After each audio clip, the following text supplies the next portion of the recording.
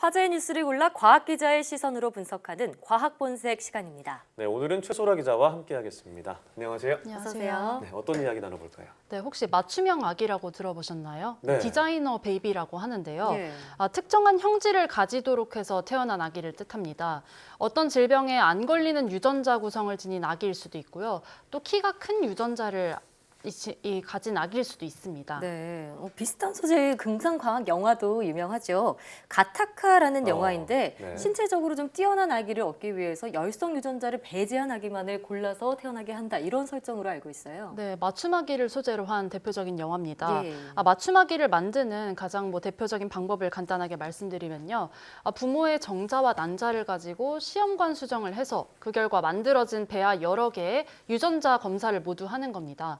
그리고 이 가운데 원하는 유전자 구성을 가진 배아를 골라서 탄생시키는 방법입니다. 네, 그럼 네. 실제로 이렇게 해서 태어난 아기들도 있나요? 네, 2000년대 들어서 세계 곳곳에서 이런 맞춤아기가 태어나고 있는데요. 대부분 희귀 질환을 가지고 있는 형제 자매를 치료하기 위해 태어나는 겁니다.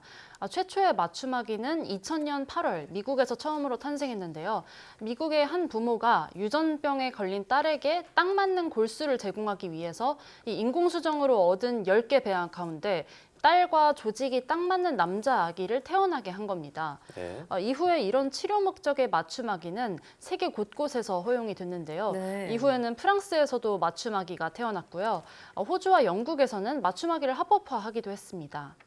네, 그러니까 누군가를 치료하기 위한 목적을 갖고 태어나는 음. 거잖아요. 그러니까 아기를 위한 부모의 마음이 이해는 가면서도 윤리 문제 또한 걱정이 되는 건 사실이네요. 네, 그렇습니다. 게다가 지난해 말에는 앞서 말씀드린 것보다 조금 더 적극적인 방식의 이 맞춤아기가 태어났다는 주장이 나왔습니다. 예. 전 세계적으로 논란이 됐었죠. 중국 과학자 허생쿠인데요.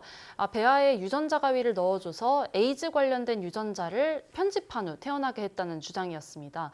여러 배아 가운데서 선택하는 기존 맞춤아기 방법이 아닌 이 배아의 유전자를 바꿔버렸다는 점에서 예. 과학계 윤리 논란을 불렀습니다. 예. 네, 정말 이렇게 유전공학이 발달하면 미래에는 머리 좋은 아기, 잘생긴 아기, 신체 조건이 좋은 아기만 태어나지 않을까 이런 걱정이 생길 수도 있을 것 같아요. 네, 그런 상상은 정말 공상에만 머무르지 않고 실제 과학자들이 우려하는 바이기도 한데요. 네. 인간 게놈 지도가 완성됐잖아요. 이를 바탕으로 인간 외모에 영향을 미치는 유전자를 밝혀내면은 이게 이론적으로 불가능한 얘기는 아니라는 겁니다. 네. 그런데 지난 21일에 국제학술지 셀에 실린 이스라엘 히브리대의 연구 결과에 따르면요. 외모나 지능과 관련한 맞춤애기가 태어나는 게 기존 생각보다도 훨씬 어렵다 이런 주장이 나왔습니다. 예, 이론적으로는 가능하지만 아직 유전공학 기술이 그 정도로 발전한 건 아닌가 본데요. 왜 그런 걸까요? 네, 일부 유전병 같은 경우는요, 유전자 한 개의 돌연 변이가 생겨서 발병하는 경우도 있는데요. 예. 하지만 이 하나 유전자 때문에 결정적으로 질병이 발생하는 거는 전체 유전자의 1%도 채 안 된다고 알려졌습니다. 그러니까 대부분 질병이 여러 유전자가 상호작용을 일으키면서 발병하는 겁니다. 더 나아가서 키나 지능 같은 형질도 마찬가지입니다. 이런 형질은 한 가지 인자가 영향을 주는 게 아니고요. 여러 인자가 영향을 준다고 해서 다인자 유전이라고 불립니다. 인간 게놈 지도가 완성되고서 이 인간의 모든 유전자가 또 알려졌고 또 이 유전자들이 우리 몸에서 어떤 특성을 결정하는지도 나날이 드러나고 있긴 한데요. 예. 아직도 이 유전자의 세계는 너무나 베일에 가려져 있다는 겁니다. 그래서 이 때문에 히브리대 연구팀이 다인자 유전 형질, 키나 지능 같은 것을 조작하는 게 사람들이 이 기존에 생각해왔던 것보다도 굉장히 많이 어렵다, 복잡하다 이렇게 말을 하는 겁니다. 예. 그럼 이렇게 주장을 하는 것이 어떤 실험의 결과인가요? 어떤 근거로 이렇게 주장을 하는 것인가요? 네, 연구팀은 컴퓨터로 가상 실험, 시뮬레이션을 돌렸다고 하는데요. 네. 실험 결과 우리가 알고 있는 유전자 지식으로 맞춤아기를 태어나게 해도 태어난 이후에 키나 지능은 뚜렷한 차이가 나지 않았다고 합니다. 실험 방법을 보면요. 이 연구팀은 실제 남자와 여자의 유전자 정보를 갖고요. 그 사이에서 만들어질 수 있는 가상의 배아를 만들었습니다.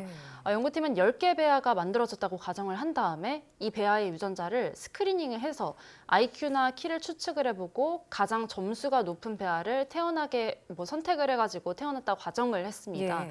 그 결과 이렇게 선택한 배아의 IQ를 시뮬레이션을 했더니 10개 배아의 평균 IQ보다 3포인트 정도밖에 높지 않았다고 합니다. 네. 또 시뮬레이션 결과 선택된 배아의 키는 다른 배아들의 평균 키보다도 3cm만 컸습니다. 고작 3cm요. 물론 가상 실험이긴 하지만 생각보다는 별 차이가 없는 것 같다는 생각도 들어요. 네, 그렇습니다. 네. 이 연구팀은 이마저도 보장된 결과가 아니다 이렇게 말을 했는데요. 시험관에서 인공 수정을 하면요. 대부분 이 배아가 10개까지도 나오지 않는다고 합니다.